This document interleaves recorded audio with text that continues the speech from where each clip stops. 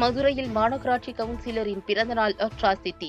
என் பகுதி மக்களுக்கு நான் அளிக்கும் பிறந்தநாள் பரிசு இலவசம் அல்ல. சகோதரன் சகோதரிக்கு அளிக்கும் பரிசு காதலன் காதலிக்கு அளிக்கும் பரிசு. அதுபோல என் பகுதி மக்கள் எனக்கு வாக்கு அளித்தார்கள். அவர்களுக்கு என்னால் முடிந்த பரிசை நான் கொடுக்கிறேன். இது இலவசம் அல்ல எனவும் கவுன்சிலர் ஜெயச்சந்திரன் வித்தியாசமான பேட்டி. மதுரை மாநகராட்சி 62வது வார்டு அரசரடி பகுதியில் சுயேட்சையாக தேர்தலில் போட்டியிட்டு வெற்றி பெற்று கவுன்சிலர் ஆனவர் ஜெயச்சந்திரன்.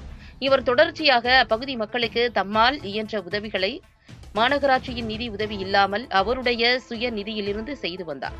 மேலும் மாநகராட்சி பகுதிக்குட்பட்ட தெருக்களில் தெரு நாய்கள் அதிகமாக வலம் வருவதை தடுக்க தெரு நாய்களுக்கு கருத்தடை செய்ய வேண்டும். அதுபோக வீட்டில் நாய் வளர்க்க விரும்பும் பொதுமக்களுக்கு தெரு நாய்களை தத்துக் கொடுக்க வேண்டும் என்ற கோரிக்கையை வலியுறுத்தி மக்கள் அதிகமாக கூடும் பகுதிகளில் முகாம்களை ஏற்படுத்தி அங்கு தெரு நாய்களை மக்களுக்கு வீட்டில் வளர்ப்பதற்கு தத்துக் கொடுத்து வருகிறார். தொடர்ந்து மாநகராட்சி மாமன்ற கூட்டங்களில் தெரு நாய்களை கருத்தடை செய்வது மட்டுமல்லாமல் தெரு நாய்களை பொதுமக்களுக்கு வீட்டில் வளர்க்க தத்துக் கொடுக்க வேண்டும் என்பது குறித்தும் அதிகமாக பேசி வந்தவர் இந்த ஜெயச்சந்திரன்.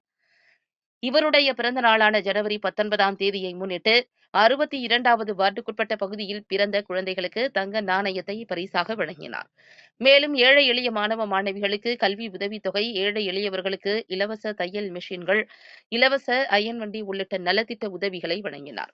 மேலும் கவுன்சிலர் ஜெயச்சந்திரன் பிறந்தநாளை முன்னிட்டு அந்த பகுதி முழுவதும் மின் விளக்குகளால் அலங்கரிக்கப்பட்டிருந்தது. பொதுமக்கள் மற்றும் அப்பகுதி இளைஞர்கள் அவருக்கு ஆள் உயர மலர் மாலைகள் அணிவித்து வாழ்த்து தெரிவித்தனர். பொதுமக்கள் மத்தியில் கவுன்சிலர் கேக் வெட்டி பிறந்த நாளை கொண்டாடி கேக்கை பொதுமக்களுக்கு வழங்கினார்.